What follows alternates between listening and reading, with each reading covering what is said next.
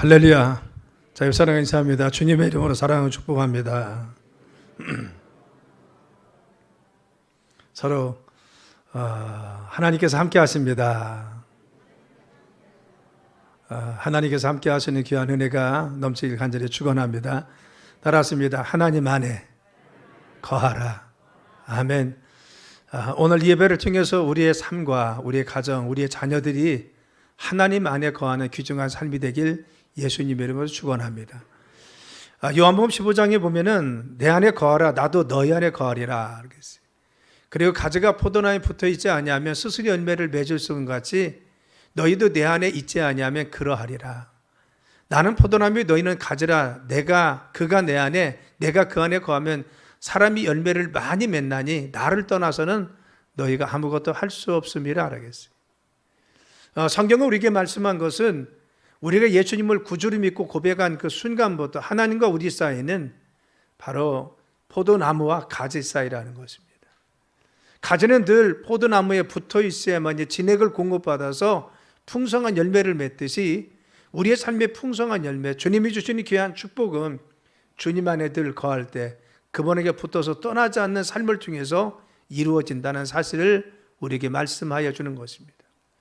그래서 우리는 믿음 안에 있을 때 중요한 것은 늘 우리가 주님 안에 있느냐, 하나님 안에 늘 생활하고 있느냐, 주님과 늘 붙어서 있느냐, 영적으로 내가 주님과 늘 가까이 있느냐라는 것이 중요합니다.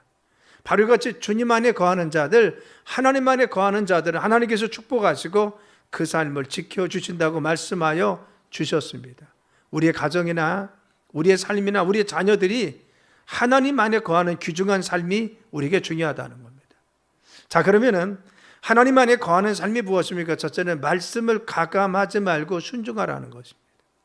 하나님 말씀을 더하거나 빼지 말고 그 말씀을 그대로 믿고 순종할 것을 말씀하여 주십니다. 그래서 오늘 1절과 2절은 이스라엘아, 이제 내가 너에게 가르치는 규례와 법도를 듣고 준행하라. 그래야만 너희가 살 것이요, 너희 조상의 하나님 여호와께서 너에게 주시는 땅에서 들어가서 그것을 얻게 되리라. 아멘. 또 2절에 내가 너에게 명령하는 말을 너희가 가감하지 말고 내가 너희에게 내리는 너희 하나님 여호와의 명령을 지키라 하겠어요. 하나님 말씀을 너희들이 지키는데, 명령과 규례와 법들을 지키는데 가감하지 말고 더하거나 빼지 말고 그 말씀을 지키라. 그리하면 살리라고 하는 것이죠. 여러분, 우리의 삶에 하나님께서 생명을 주시고 그리고 능력을 주시고 권세를 주셔서 삶의 주님의 풍성하신 은혜가 어디에 있습니까? 말씀을 가감하지 않고 지키는 자에게, 하나님 말씀을 순종하고 그 말씀을 믿고 따르는 자에게 하나님께서 허락하여 주시는 것입니다. 그래서 우리는 하나님 말씀을 빼거나 더해서는 아니 되는 것이죠. 바로 이 명령을 거역하지 말라는 거죠. 말씀을 더하지 말라는 겁니다. 또 말씀을 또 너희가 자의적으로 해석하지 말라는 겁니다. 그래서 여호와의 명령을 지키라는 것은 무엇입니까? 하나님 법도와 말씀 밖으로 벗어나지 말라는 겁니다.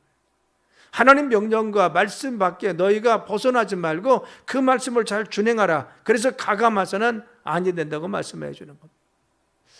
우리가 다윗에 보면요, 다윗이 예루살렘 성을 취했습니다. 그래서 수도로 삼았어요. 그리고 블레셋과 전쟁을 통해서 약속의 땅을 회복했습니다. 그런데 바로 이 다윗성에서 거하면서 생각하니까 하나님의 교회, 이 법궤는 지금 변방에 있는 것입니다. 그래서 이것이 너무나 가슴이 아팠던 것입니다. 그래서 아비나답의 집에 있는 법궤를 옮길 계획을 세웁니다.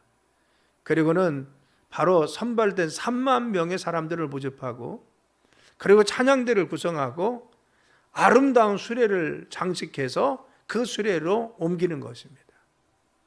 찬양대의 찬양수리와 함께 이 법궤가 수레에 실어서 웅장하게 사람들이 많아서 지금 움직이고 있습니다.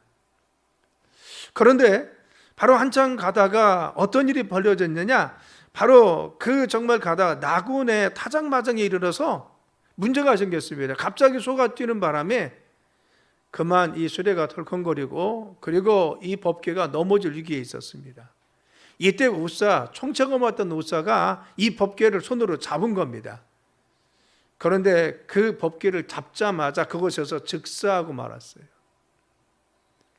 모두가 지금 경축 속에 하나님 법궤가 지금 다윗성으로 좀 옮겨지고 있는데, 바로 갑자기 총책을 맡았던 우사가 죽자 갑자기 이와 같은 이 불행을 당하자 이제는 법궤를 옮기는 일이 거기서 중단되었습니다. 그리고 모든 사람들이 의아했어요. 야, 이 좋은 일을 했는데 어쩌면 이런 정말 불행이 있었지? 어떻게 이런 일이 있지? 라고 했습니다. 성경이 이렇게 말씀한 것은 무엇입니까? 하나님은요, 하나님께서 말씀하신 규례와 법도대로 지키지 않았기 때문에 우사가 죽었음을 이야기하는 것입니다. 성경으로 이렇게 말씀한 것은 너희가 하나님의 궤를 옮길 때는 고아 자손 4명이 어깨에 메고 옮길 것이며, 그리고 하나님의 이 언약궤는 하나님이 살아계심이기 때문에 어느 누구든지 만지면 죽는다고 했어요. 그래서 이 법궤를 옮기는데 바로 그들이 아름답게 장식했습니다. 자신들이 생각할 때는 먼 거리를 이동해야 됩니다.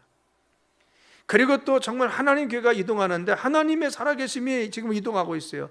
그래서 백성들이 정말 찬양도 하고 경배도 하고 멋있게 장식도 해서, 그리고 또한 웅장하게 옮기고 싶었습니다. 그래서 다윗은 3만 명을 모집하고 찬양대도 구성하고 악기팀도 구성하고 그리고 수레도 잘 장식해서 바로 소가 그것을 메고 오게 만들었던 겁니다. 그런데 하나님께서는 하나님 말씀에 벗어나서 너희들이 인본주의적인 생각, 그리고 편의주의적 생각, 그리고 또한 지금은 이렇게 하는 것이 더 낫다고 생각하는 것을 하나님 기뻐하지 않은 것입니다. 우리의 신앙이 그렇습니다. 오늘날 우리는 요즘 현대에는 이것이 맞잖아, 이렇게 해석하는 것이 낫지, 이렇게 살아야지 라고 생각합니다. 아니, 현대인들이 살아가는데 아니 그걸 그렇게 믿어야 돼? 그거 좀 고리타분하잖아. 우리 현대인은 이렇게 믿는 것이 세련되잖아. 이런 것이 낫잖아. 아니, 법궤를 꼭 고아 자손이 메고 날라야 돼? 수레를 장식해서 찬양대가 구성돼서 웅장하게 이동하는 것이 훨씬 더 낫잖아. 그 먼 거리를 어떻게 땀 뻘뻘 흘리고 고아 자손이 나를 수가 있어? 수레가 낫잖아. 우리는 얼마든지 오늘날도 편의주의적으로 성경을 해석하고 말씀을 해석하고 오늘도 이 말씀을 왜곡할 수 있다는 것입니다. 비관한 예로 동생이 그랬습니다. 그렇죠. 성을 요즘은 뭐요? 바로같이 자기결정권을 굉장히 중요시 여깁니다. 학교교육에서 자기결정권을 굉장히 중요시. 자기결정권이 무엇이냐? 결국은 내가 결정하는 거, 뭐까지도 내 성까지도 결정하는 겁니다. 내가 남성과 여성으로 태어난 것이 아니라 내가 남자로 태어났지만 그런데 잘하다고 생각하니 나는 여자였으면 좋겠어. 그러면 내가 여자로 결정하면 여자가 되는 겁니다. 이거 뭐냐? 자기결정권. 그렇죠. 이런 젠더 사상에서 나온 성은요 46가지로 분류될 수가 있어요. 성경은 남성과 여성으로만 분류되어 있는데, 그렇죠, 이런 사상에서 나온 것은 성을 여러 가지 결정할 수가 있습니다. 그래서 오늘날 요즘 그렇잖아, 인권이 그렇게 하고 요즘 사회가 그런데 그 인정해야지. 우리는 왜 그것을 반대합니까? 반대하는 이유는요, 하나님께서는 사람을 만드실 때 남자와 여자를 만드셨습니다. 성은 남자와 여자.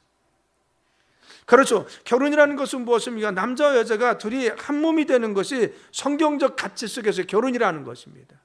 남자와 남자가 결혼한 것이 아니라, 여자와 여자가 결혼한 것이 아니라 남자와 여자가 한 몸이 되어서 하나님께서 맺어진 짝이 모으는 것이 무엇입니까? 하나님은 바로 아름다운 결혼제도라고 말씀하신 것을 성경을 통해서 볼 수가 있어요. 우리는 오늘날 이 시대가 그렇잖아요. 그런 사람들이 그렇게 생각하고 있는데, 아니 시대가 변했는데 꼭 그렇게 해석해야 됩니까? 아닙니다. 우리는 성경 말씀이 그러면 그것이 진리인 줄 믿습니다. 여러분, 그것이 뭐예요? 우리는 가감하지 말고 성경을 믿으라고 하는 것입니다. 독일의 종교개혁자였던 마틴 루터는요, 종교개혁을 통해서 성경을 번역했고 그의 계획을 통해서 세계 역사를 완전히 새롭게 변화시켰습니다.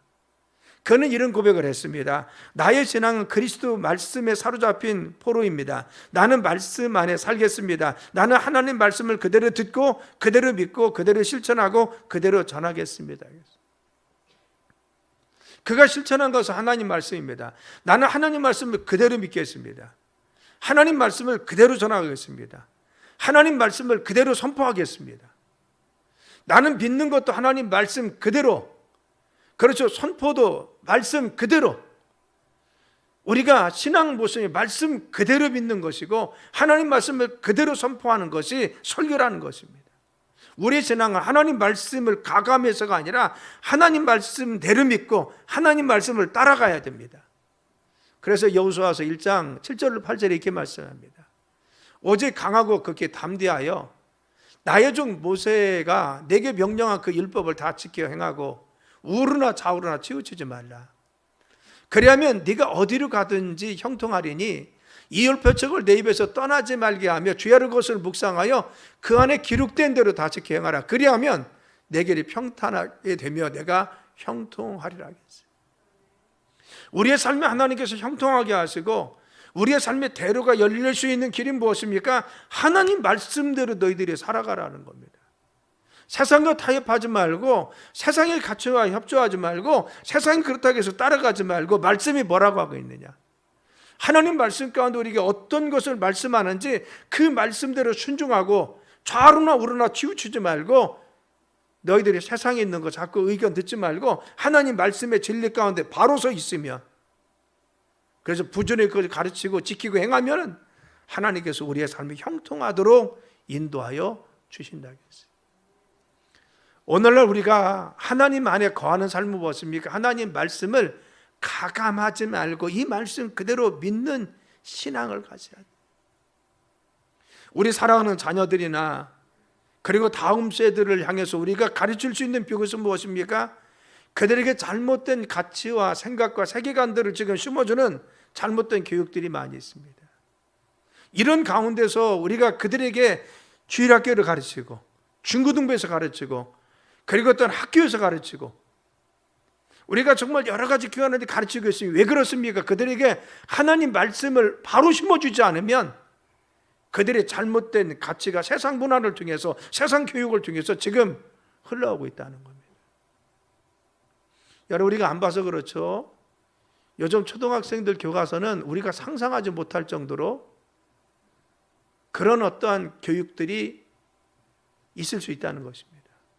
많은 부분에 이야기하는 것은요, 특히 그런 성적인 문제에 대해서 이야기하는 사람들은 그런 어떠한 왜곡된 면이 그들에게 지금 가르쳐지고 있다는 겁니다. 그래서 기본적인 가정 구조에 대해서도 그들이 이야기할 때 가정은 엄마 아빠로만 구성된 것이 아니라 여러 가지 가정의 형태들이 있다, 이렇게 지금 가르치고 있습니다. 우리가 볼 때는 초등학교 때 그래? 아니 지금 그렇게 가르치고 있다는 겁니다. 외국에서는 훨씬 더 심한 것들이 가르쳐지고 있어요. 그래서 우리는 우리 자녀나 다음 세대, 우리 믿음의 성도들의 가정에서는 바른 하나님 말씀이 가르쳐져야 된다는 것을 믿어야 됩니다. 두 번째는 우상을 쫓지 말고 하나님을 가까이 하라겠어요. 오늘 3절과 4절에 보면 여호와께서 바알보올의 일로 말미암아 행하신 바를 너희가 눈으로 보았거니와 바알보올을 따른 모든 사람을 너희 하나님 여호와께서 너희 가운데서 멸망시키셨으되 오직 너희 하나님 여호와께 붙어 떠나지 않는 너희는 오늘까지 다 생존하였다.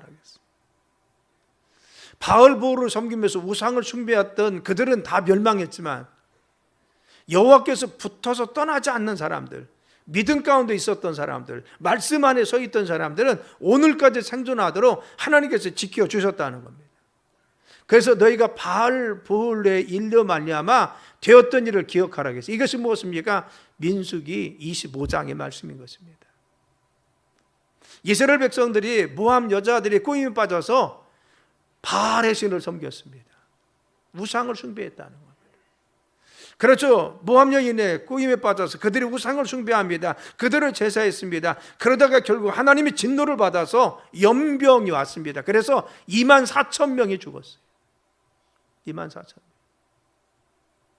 하나님 말씀 가운데 거하지 않고 우상을 숭배하고 말씀에서 벗어나서 빗나갔더니만, 그래서 모함 여인들의 고임에 빠져서 이와 같이 세상이 흔들렸더니만 그들의 삶의 이 죄악을 하나님 간과하지 않고 하나님 24,000명을 연병을 통해서 형벌을 취하신 것을 알 수가 있어요. 우리의 삶에 정말 하나님 우선주의로 삽니까? 나는 그래 하나님을 섬겨야 돼, 하나님을 내가 믿어야지, 어떤 상황 속에도 하나님 제일주의로 살아야지, 내가 어떤 상황 속에서도 하나님 찬양하고 하나님 경배하고 예배하고 말씀 가운데 있고 나는 어디서든지 나는 예수님 믿는 사람이야, 하나님의 사람이야. 나는 어떤 것보다 하나님 앞에 더 바로 충성된 일꾼으로 우선순위를 더 살고 있습니까? 아니면 내가 우선순위를 빼앗겨서 세상에 지금 우리가 같이 협력하고 살고 있습니다. 때로는 돈 때문에, 그리고 또 권력 때문에, 명예 때문에 내가 하나님 섬기는 데 게을리하지 않습니까? 내 편하는 거 아니면 때문에 하나님 앞에 예배드리는 것을 게을리하지 않습니까?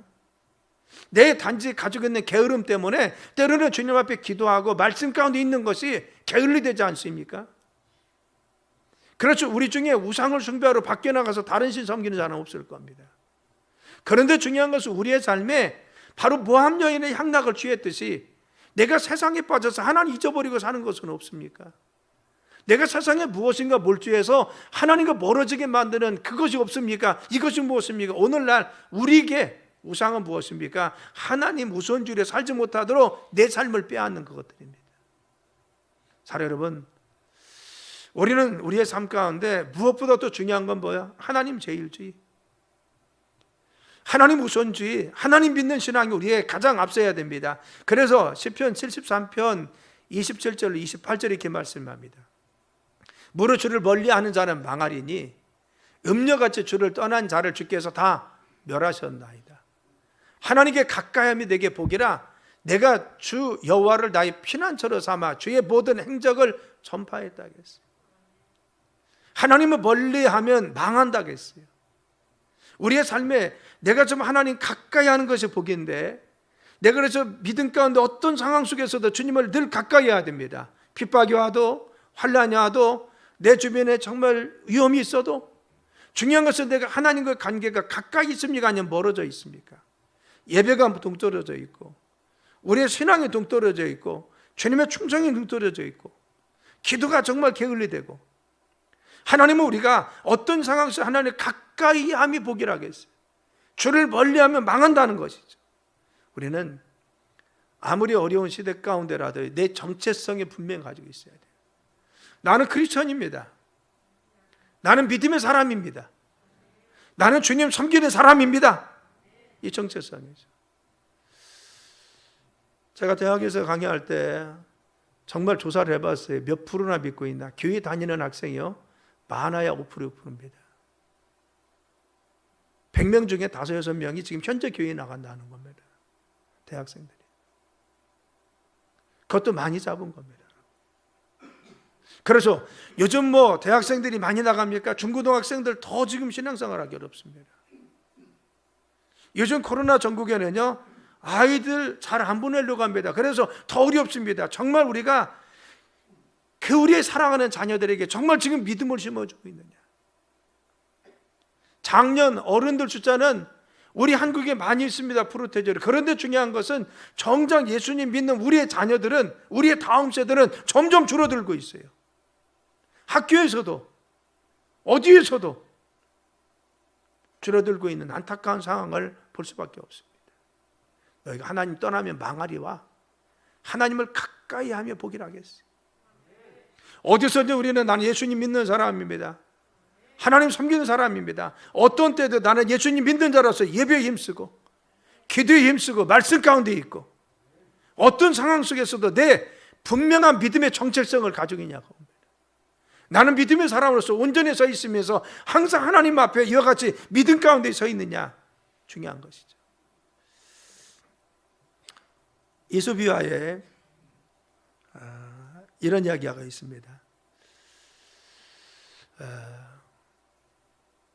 날짐승들과 새들과 육지에 있는 짐승, 그렇죠.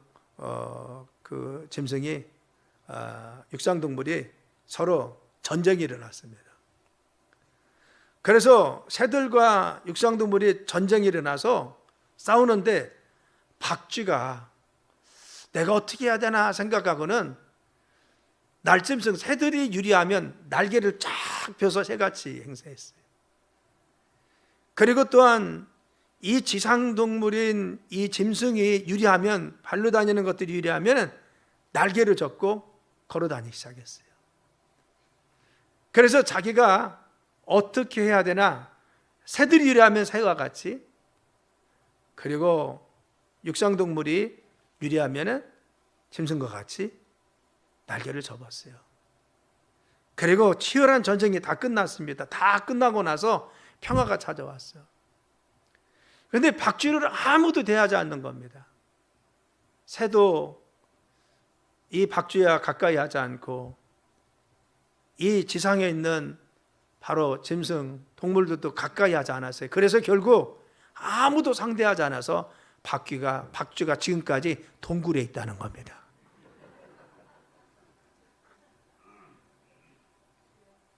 우리의 정체성이 어디냐 그겁니다. 내가 믿음의 사람으로서 너희들 우상 숭지 마. 그리고 보합력에 빠지지 마.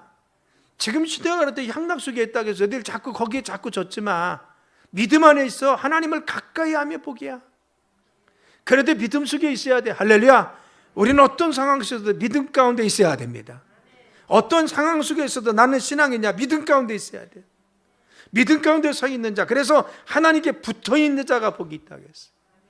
붙어 있는다는 건 무엇입니까? 말씀 가운데 있고 예배 가운데 있고 그래도 은혜 가운데 거하려고 하고 하나님과 교제를 늘 나누려고 하고 우리의 신앙을 놓치지 않기 위해서 어떤 상황 속에서도 때로는 예배를 못 나와서 온라인 예배를 드릴지라도 내가 하나님과 관계를 계속해서 가까이 가기 위해서 노력하는 사람들, 그들을 주님이 축복하시는 거죠. 저는 이 코로나 시대에 가장 큰 걱정 중에 하나는요, 우리의 그나마 교회를 나왔던 연약한 믿음들이 혹시 믿음에서 벗어날까 봐 염려가 됩니다. 왜 그렇습니까? 잘 보이지 못하고 그리고 속으로서 격려하지 못하고 나누지 못하고 우리가 정말 이 신앙이 내가 있지 않으면 믿음 생활하기가 지금 어려워요. 내가 힘써서 찾지 않으면 예배드리기가 힘듭니다. 내가 정말 노력해서 극복하지 않으면 예배 가운데 나오거나 신앙생활 하기 어려운 것이 요즘이에요. 얼마든지 편하게 할 수 있고 그냥 놓고도 살 수가 있어요. 왜? 시대가 그러기 때문에. 우리는 하나님 제1주일에 삽시다. 하나님 가까이 합시다. 어떤 상황 속에서 하나님을 가까이 하는 믿음 가운데 있읍시다. 할렐루야. 그래서 바로 이같이 너희가 주님 안에 붙어 있는 것이 무엇이냐? 하나님을 가까이 하는 것이 무엇이냐? 첫째는 말씀을 가감하지 말고 순종하며 지키고, 두 번째는 우상을 쫓지 말고 하나님을 가까이 하라고 했어요. 늘 하나님 제1주의로 믿음 가운데 살라는 것입니다. 그럼 이와 같은 믿음 가운데 있는 자에게 하나님 어떠한 축복해 주셨습니까? 첫째는 생명을 얻으리라 했어요. 자, 우리가 4장 1절 있습니다. 4장 1절. 자, 시작. 이스라엘아, 이제 내가 너희에게 가르치는 규례와 법도를 듣고 준행하라. 그리하면 너희가 살 것이요 너희 조상의 하나님 여호와께서 너희에게 주시는 땅에 들어가서 너희 그것을 얻게 되리라. 아멘. 이스라엘아, 내가 너희 가르치는 규례와 법들을 지켜 행하라는 것입니다. 그 백성들에게 말씀하는 것은 이스라엘아, 사랑하는 백성들아, 하나님 명령하신 명령과 규례와 법들을 지켜 행하면은 너희가 어떻게 되냐? 살 것이요 라고 했어요. 우리에게 정말 생명을 주시고 우리의 삶을 연장시켜주고 우리에게 능력 주셔서 영생도 주시고 우리의 삶에 생명 주시는 분 누굽니까? 하나님이신데 어떤 자에게? 이 말씀을 준행하고 지키는 자에게, 하나님 말씀 가운데 가감하지 않고 순종하고 믿음으로 사는 자에게 생명 허락하여 주시고 능력 허락하여 주시고 축복 허락할 줄 믿습니다. 그래서 4절에 뭐라 했어요? 4절 한번 읽어봐요. 시작. 오직 너희 하나님 여호와께 붙어 떠나지 않는 너희는 오늘까지 다 생존하였느니라. 아멘. 너희가 하나님 떠난 사람들은 다 망했는데, 하나님 떠나서 우상을 숭배하거나 세상의 가치를 따는 사람 다 망했는데, 하나님 말씀 가운데 있는 자, 하나님께 붙어 떠나지 않는 사람들, 믿음 가운데 있는 자들, 어떤 상황 속에서 주의 말씀 가운데 있으며 예배하고 주님을 찬양하며 기도하며 하나님 말씀 가운데 있는 자들, 하나님이 그들을 어떻게 했어요? 지금까지 다 살려주었다는 겁니다. 이것을 그들에게 말씀하여 지금 너희들이 살아있지 않느냐? 하나님 말씀 가운데 있었더니 너희들에게 생명을 보존해서 오늘까지 다 죽었지만 그러나 너희들을 살렸지 않느냐? 하나님 말씀을 준행하고 지키는 자에게, 그 말씀에 순종하는 자에게 생명 주실 줄 믿습니다. 우리의 삶에 주님 함께 하셔 강건함 주시며 능력 가운데 함께 해 주십니다. 순종하는 자, 불순종이 아니라 하나님께 정말 복종하는 자, 늘 그 말씀을 따르는 자에게 하나님이 생명 주신다는 사실을 우리는 명심하고 주님께 나가야 됩니다. 두 번째는 큰 기업을 주신다. 큰 기업을 주신다. 우리 1절 다시 한번 볼까요? 자, 시작. 이스라엘아, 이제 내가 너희에게 가르치는 규례와 법도를 듣고 준행하라. 그리하면 너희가 살 것이요 너희 조상의 하나님 여호와께서 너희에게 주시는 땅에 들어가서 그것을 얻게 되리라. 아멘. 너는 그 땅에 들어가서 그것을 얻는다. 뭐 약속의 기업입니다.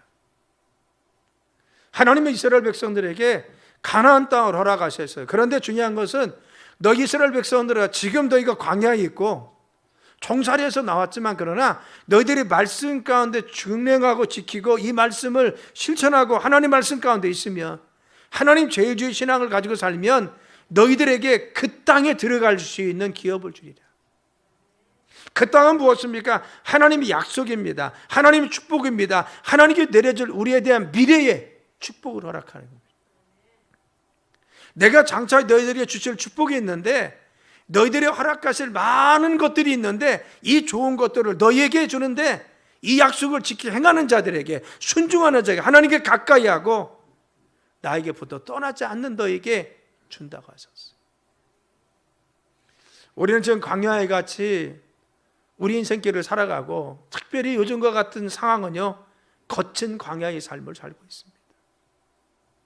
우리는 황무지 같은 삶을 지금 견디고 있는 거죠. 그런데 중요한 것은 이 황무지 가운데, 광야 가운데 하나님께서 뭐라고 했습니까? 너희가 이 말씀을 잘 준행하고 이 법도를 잘 지키면 생명을 줄 뿐만 아니라, 두 번째는 살아서 너희들이 그 땅을 볼 수 있을 뿐만 아니라 그 기업을 얻으리라. 하나님께서 약속하신 축복을 너희가 받을 수 있으리라. 하나님 말씀하신 축복을 너희가 잘 참고 견디면서 이 말씀 가운데 거하고 있으면 너희에게 주리라. 오늘 우리가 허락하시는 건 무엇입니까? 이 어려움 속에서도 잘 참고 견디면 이 약속을 너희에게 준다는 겁니다. 5절 말씀 봐요. 5절 자 시작. 내가 나의 하나님 여호와께서 명령하신 대로 규례와 법도를 너희에게 가르쳤나니 이는 너희가 들어가서 기업으로 차지할 땅에서 그대로 행하게 하려 함인즉. 아멘. 하나님께서 명령과 규례를 지키라고 했어요. 왜? 그곳에 가서도 지키기 때문에. 우리 믿음의 성도들이 하나님 주신 약속과 축복을 받는 비결은 무엇입니까? 지금 이 순간에 우리가 믿음 가운데, 하나님 말씀 가운데 서 있는 것입니다. 명령과 규례와 법도에서 벗어나지 않고 하나님 보시기에 너는 정말 나를 가까이 하는 사람이구나, 너는 믿음의 사람이구나, 나에게 붙어서 떠나지 않는구나. 늘 어떤 상황 속에서 주님께 기도하고 주님 말씀을 사모하고 예배하기 힘쓰고 하나님 만나는 걸 기뻐하고, 늘 주님께 가까이 하는 성도, 하나님이 그들의 삶, 그들에게 생명 주실 뿐만 아니라 이 땅에 축복을 허락하여 주셔서 장차 그 땅에 가서 이 모든 고난과 역경이 다 지나가면 하나님이 축복의 땅에 이를 수 있도록 우리를 허락하여 주신다는 겁니다. 그래서 너희가 그 땅을 바라보며 믿음 가운데 거하라는 것입니다. 사랑 여러분, 우리가 우리 자녀들이나 다음 세대들에 대해서 우리 가정에서 강조해야 될 말씀은 그거죠. 하나님 가까이 하라. 하나님 가까이 하라. 우리가 그들에게 물려줄 수 있는 가장 중요한 유산은 무엇입니까? 하나님 가까이 하면 복이다. 믿음을 물려주는 것이죠. 물론 그 자녀들이 공부를 잘해서 좋은 위치를 차지할 수도 있습니다. 그러나 더 중요한 것은 그 삶을 축복하시는 분은 마지막까지 축복은 하나님 아시는 겁니다. 하나님 잘 섬기는 것이 복이라는 것을 우리 자녀나 다음 세대, 우리 가르쳐야 될 것은 바로 그거 아닙니까? 세 번째 축복은 뭡니까? 지혜와 지식의 백성이 되리라고 했어요. 우리 6절 한번 봐요. 자, 시작. 너희는 지켜 행하라. 이것이 여러 민족 앞에서 너희의 지혜요 너희의 지식이라. 그들이 이 모든 규례를 듣고 이르기를 이 큰 나라 사람은 과연 지혜와 지식이 있는 백성이로다 하리라. 7절. 6절. 하나님이요, 하나님 명령과 규례를 지키는 자에게 지혜와 지식을 주신다. 우리가 지혜롭고 그리고 또한 정말 뛰어날 수 있도록 하나님이 함께 하신다고 했어요. 그래서 이 규례와 법도와 명령을 지키는 백성에게 다른 사람이 볼 때, 야, 저들은 하나님의 백성으로 지혜와 지식이 뛰어나구나, 칭찬들을 수 있다는 겁니다. 솔로몬이 그랬지 않습니까? 하나님이 그의 삶에 지혜와 지식 주시니까요, 정말 열방이 우러러볼 수 있도록 뛰어나게 하셨어요. 그렇죠. 이스라엘은 큰 나라가 아닙니다. 그런데 하나님 법을 준수하며 하나님께서 그들에게 지혜와 지식이 많게 하셔서 인정받게 한다는 겁니다. 영향력 있는 백성이 되게 만든다는 것이죠. 그래서 하나님 안에 거하는 삶, 신앙과 믿음 가운데 거하는 삶, 하나님은 그들의 삶을 축복하여 주실 줄 믿습니다. 우리의 삶에 중요한 것은 무엇입니까? 지혜와 지식이 뛰어나도록 이끄시는 분은 하나님이시라는 사실을 믿어야 돼요. 우리가 요즘 유대인 하죠.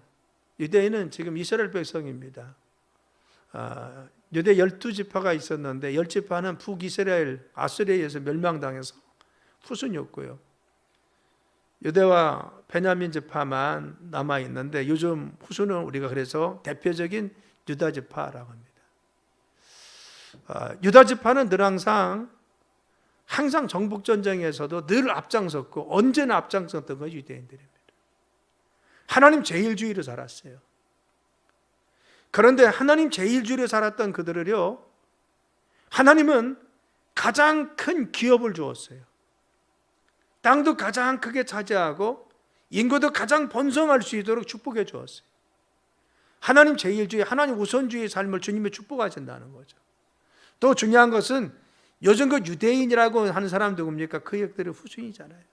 물론 베냐민 지파도 있지만.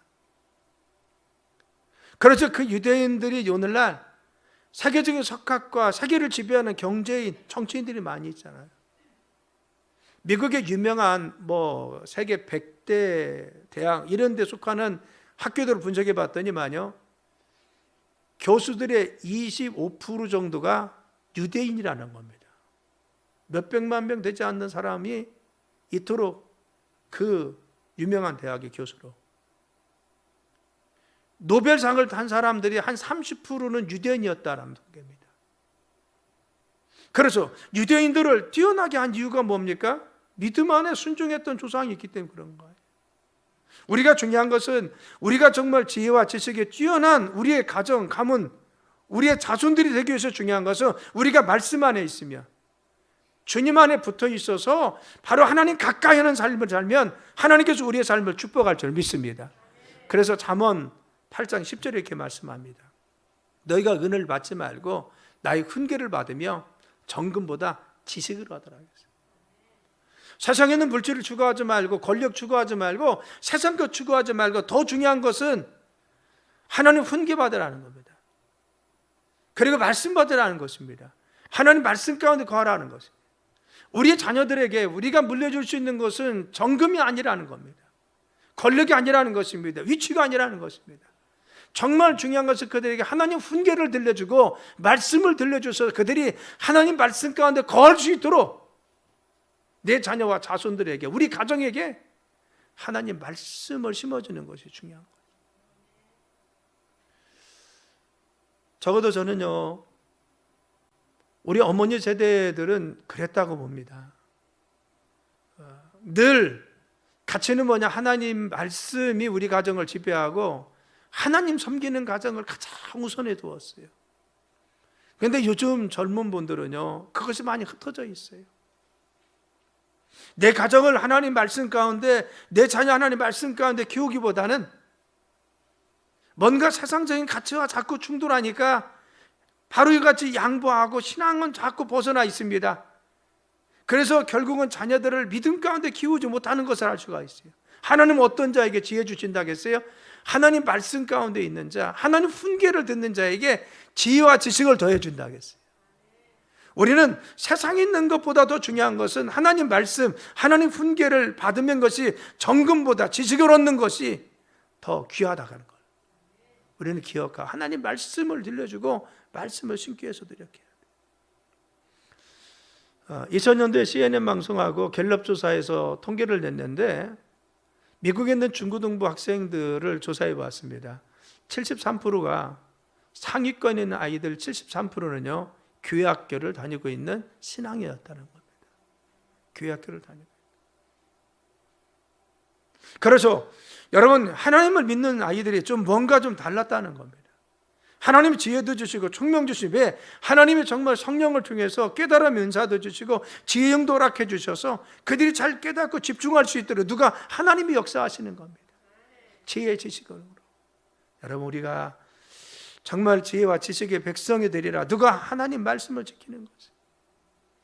우리 자녀와 자녀들에게 하나님 말씀 가운데 주님 안에 거할 수 있도록 믿음 심어주길 간절히 축원합니다.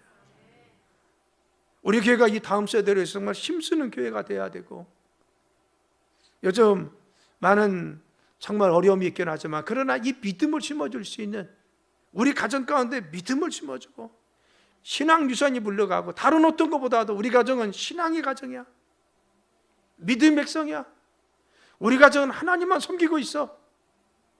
이런 믿음의 가정으로 하나님 앞에 우선순위, 하나님 제일 주로 살아야 됩니다. 네 번째 축복은 무엇이냐? 하나님 가까이 하면은 기도할 때마다 하나님 가까이 하셔서 응답하여 주신다는 거예요.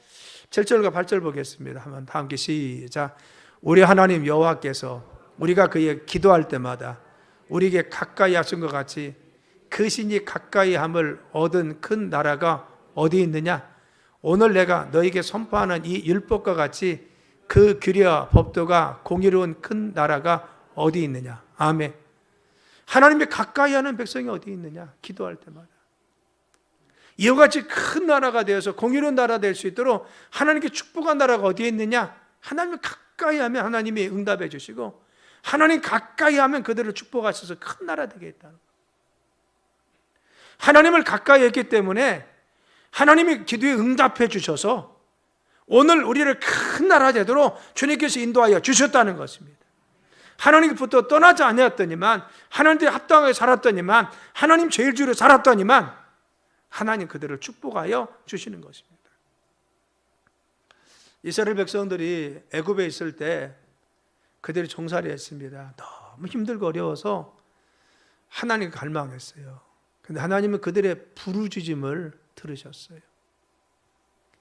그래서 모세를 통해서 출애굽하도록 만드셔서 그들의 삶을 인도하십니다. 하나님은 그들의 기도를 들어주신 거죠.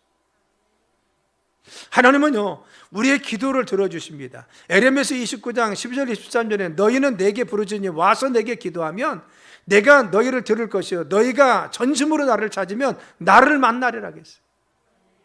하나님, 내가 주님께 부르짖으면 내 기도를 들으시고, 내가 전심으로 주님 찾아요. 하나님, 나를 좀 만나주세요. 우리의 기도 좀 응답해 주세요. 하나님, 우리를 좀 돌아봐 주세요. 라면 하나님께서 우리를 만나주실 뿐만 아니라 우리의 찾아오셔서 우리 함께하여 주신다는 거예요. 우리가 전심으로 주님을 섬기면서 하나님 말씀을 준행하려고 하고, 그 말씀에 벗어나지 않고 말씀 가운데 서 있는 자, 주님 그 백성들을 함께 하시고 역사할 줄 믿습니다. 그래서 우리는 우리의 삶 가운데 늘 주님을 가까이 해야 돼요. 가까이. 내 삶에 정말 세상과 타협하지 않고 어떤 상황 속에서도 하나님 말씀을 가감하지 말고 그 말씀 가운데 순종하며 예배에 힘쓰고 기도에 힘쓰고 늘 주님과 가까이 위해서 노력하고, 우리의 삶에 주님과 늘 시선을 맞추면서 믿음 가운데 주님을 가까이 하는 백성들, 하나님은 그들의 기도를 들어주시고 응답하셔서 함께하여 주신다는 겁니다. 영국의 스펄전 목사님이 이렇게 얘기했어요. 하나님을 가까이 하는 사람은 열심히 기도하지만 하나님을 멀리하는 사람은 기도를 게을리야 한다라고 했어요. 우리가 하나님을 가까이 하면요, 기도할 수밖에 없어요. 하나님을 가까이 하면 우리가 예배드릴 수밖에 없는 거죠. 하나님을 가까이 하면요, 말씀을 가까이 할 수밖에 없습니다. 그렇지만 하나님 멀리하고 게을리하면 어떡합니까? 기도를 멀리하고 예배도 게을리하고 우리의 삶에 하나님 앞에 충성도 게을리하고. 중요한 것은 우리가 하나님을 가까이 하는 사람이냐, 하나님을 멀리하고 있는 사람이냐. 내가 주님을 가까이 하며 보기를 하겠는데 내 삶 가운데 지금 어떠한 삶을 살고 있는지 우리는 늘 기억해야 돼요. 우리 자녀와 우리 가정에 지금 어떤 상태에 있는지. 저는 목사이기 때문에 우리 갈막교회 성도들이 지금 어떤 상태에 있는지 늘 그걸 위해서 기도하고 그걸 위해서 하나님께 간구합니다. 또 내가 남부연회 감독이기 때문에 남부연회가 지금 어떤 상태에 있는지, 교회들은 어떻게 서 있는지 늘 염려하고 기도합니다. 우리는 가정에서 우리의 자녀들이 지금 어떻게 서 있는지, 오늘 예배를 잘 드렸는지, 그들이 하나님을 전심으로 잘 섬기고 있는지, 하나님 제일주의에 살고 있는지, 그들의 가치가 지금 혼동되어서 세상의 가치 속에 지금 흔들리는 내 자녀와 자손은 없는지, 그들이 정말 하나님을 가까이 하며 하나님 앞에 서 있고 하나님 섬기는 걸 게을리지 않도록 우리는 늘 항상 우리의 가정과 우리의 삶을 돌보아야 될 줄 믿습니다. 돌아봐야 돼요. 사랑 여러분, 하나님을 가까이 함이 복인 줄 믿습니다. 그래서 우리는 어떤 상황 속에서도 지금 아무리 어려워도 하나님을 가까이 하는 신앙을 저버려서는 안 됩니다. 예배가 식어서는 안 되고, 우리의 찬양도 놓쳐서는 안 되고, 우리의 기도 열정이 식어서는 안 되고, 하나님 말씀을 사모하는 것도 식어서는 안 됩니다. 하나님에 대한 충성도 잃어버려서는 안 됩니다. 가지는 나무에 붙어 있어야 생명을 얻습니다. 하나님을 가까이 하고 하나님께 붙어 있는 자, 하나님 축복하신다겠는데, 우리 영적 상태가 어떤지, 우리 가정은 지금 어떤 상태에 있는지, 우리 자녀는 지금 어느 상태에 있는지, 우리 가정이 하나님 가까이 하고 하나님께 붙어 있는 믿음의 삶이 되길 간절히 축원합니다. 기도합니다. 하나님을 가까이 함이 복이라 하겠습니다. 저희들 늘 항상 주님을 가까이 하게 하시고 믿음 가운데 순종하며 나가는 저희들 되도록 붙들어 주옵소서. 어렵고 힘들고 그리고 순간순간 지날 때마다 여러 가지 혼란한 생각들이 들고 생각들 또한 소식들이 들려옵니다. 그러나 저희들 어떤 상황 속에서 우리의 믿음이 식어지지 않게 하시고 우리 예배가 식어지지 않게 하시고 우리 열정도 식지 않게 도와주시고 우리의 가슴 뜨거운 기도도 식지 않게 도와주옵소서. 그래서 하나님 보실 때 너희가 나를 가까이 하는구나, 내게부터 떠나지 않고 있구나, 하나님께서 칭찬하는 우리의 가정과 삶, 우리의 자손들 되도록 축복하여 주시며 특별히 다음 세대에게 도와주옵소서. 오늘도 함께 하신 주님을 찬양하며 예수님의 이름으로 간절히 기도드려 싸움나이다. 아멘.